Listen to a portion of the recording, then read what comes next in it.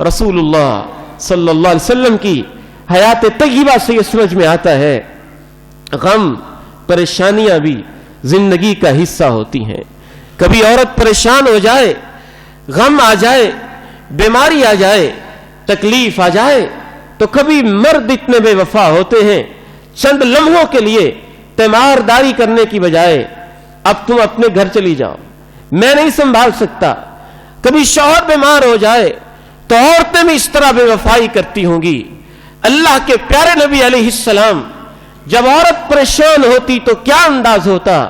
हमारी मां हजरत आयशा रज़ियल्लाहु ताला अन्हा बयान फरमाती हैं कि आपके घर वाले जब बीमार हो जाते, पास बैठते, दुआएं देते, अपना दस्ते मुबारक जिस्म पे रख के दम करते हुए ये दुआ पढ़ते, रब्बन्नास, ए अल्लाह तू सब इंसानों का रब है, अज़हिबिल बास, इस तकलीफ को दूर फरमा दे, वशफी, मेरे घर वालों को शिफा दे दे, अंत शाफी, तू शिफाएं देता है, शिफान, अल्लाह ऐसी शिफा दे दे, ला युगादिरु सक़मा, कि मेरी बीवी और मेरे घर वालों में इस बीमारी का नामो निशान भी खत्म हो जाए।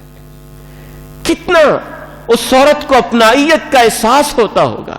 महज पास बैठने की वजह से, दम करने की वजह से, मोहब्बत और उल्फत के माहौल में आदि बीमारियां इन रिश्तों के अंदर इस वजह से दूर हो जाती हैं।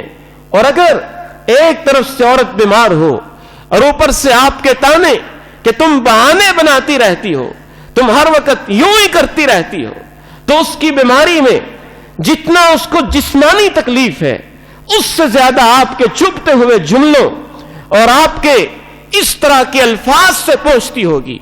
नफ्सियाती अजियत, रूहानी अजियत, सोच की तकलीफें इंसान को ज्यादा बीमार कर देती हैं। आप अलैहिस्सलातु वस्सलाम की एक और अहलिया, हमारी मां हजरत सफिया रज़ी अल्लाह ताला अन्हा, यहूदियों के सरदार की बेटी थी। अल्लाह ने इस्लाम की नेमत से माला माल किया, आपका उनसे निकाह हुआ। एक और मां के साथ छोटी सी जब कोई चपकलश सी हो गई, नोक झोंक हो गई।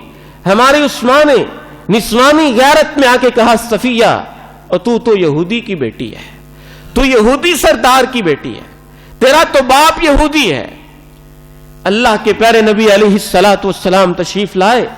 हजरत सफिया रो रही थी, आंखों से आंसू बह रहे थे कि मुझे मेरे बाप के यहूदी होने का ताना दिया जा रहा है।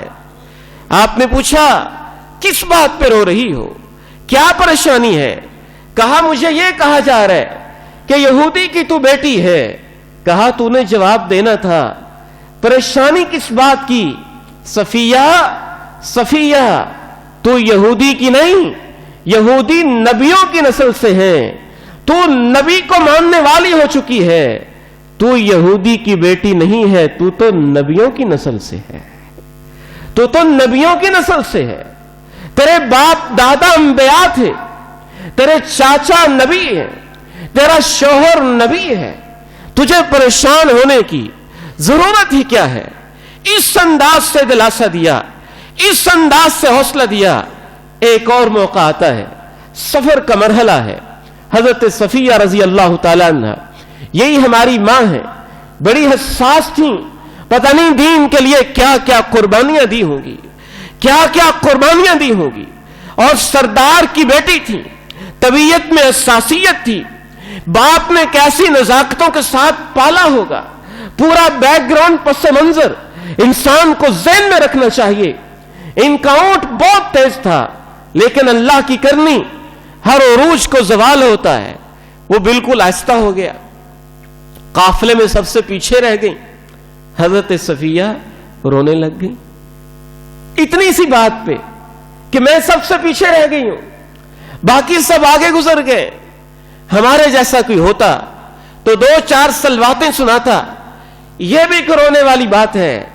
अल्लाह के प्यारे नबी अलैहिस्सलाम समझते थे कि औरत हसास होती है, औरत हसास होती है, आबगीने की तरह नाजुक होती है, शीशे की तरह उसमें नजाकत होती है।